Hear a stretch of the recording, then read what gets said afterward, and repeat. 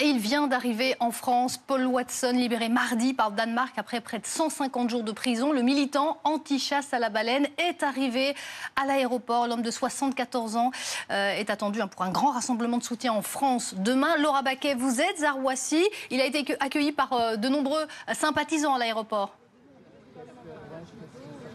Ah oui, exactement. Au moins une trentaine de bénévoles de l'association Sea Shepherd et de sympathisants l'ont accueilli avec ferveur. Alors tout s'est déroulé très très vite. Tout le monde a couru, applaudi pour voir Paul Watson qui semblait un petit peu fatigué. Il a juste prononcé content d'être rentré pour les fêtes. Et nous sommes avec Valérie et sa famille. Bonjour. Alors racontez-nous, vous n'êtes pas venu les mains vides pour voir Paul Watson. Déjà, quelle émotion vous avez ressentie?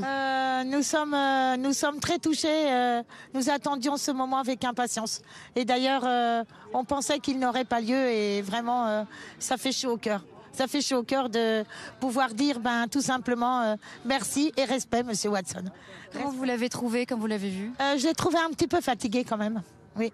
Mais je suis tellement heureuse d'avoir pu tendre mon panneau. Et votre panneau qui a une histoire d'ailleurs, racontez-nous. Il a une histoire parce que ce panneau est allé à chaque rassemblement pour demander sa libération.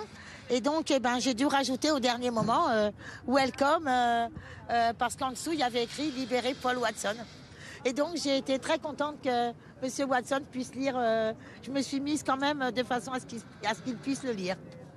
Merci. Voilà, et vraiment, c'est très, très touchant, très, très touchant. Et on a pu lui remettre un de nos ballons pour qu'il remette à ses enfants.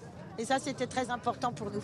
Un ballon Welcome Home, bienvenue à la maison. D'ailleurs, Paul Watson qui a demandé la nationalité française depuis la prison. Merci Valérie pour votre témoignage, car il est très attaché au sol français. On rappelle que les Français ont beaucoup soutenu Paul Watson. Un rassemblement sera organisé demain, vous l'avez dit, place de la République à 14h30 en soutien aux militants écologistes. Laura Baquet avec Louis Gagnepin, merci beaucoup à tous les deux. Paul Watson, donc, qui avait l'air un peu fatigué, François Pitrel, un peu fatigué et pour cause. Il a tout de même passé près de 150 jours en prison au Danemark. Oui, 150 jours de détention préventive puisqu'il avait été interpellé au Groenland alors qu'il était en voyage avec son bateau vers les mers du Japon pour lutter contre la chasse à la baleine. Sauf que le Japon, depuis des années, demande à Interpol que Paul Watson soit rapatrié pour être jugé au Japon. Et le Danemark, au mois de juillet dernier, a donc accepté de l'interpeller et de le maintenir en détention jusqu'à son éventuelle extradition vers le Japon, ce qui n'a finalement pas été le cas. Les autorités danoises ont donc décidé de le renvoyer vers la France, où il habite, où sa famille est résidente.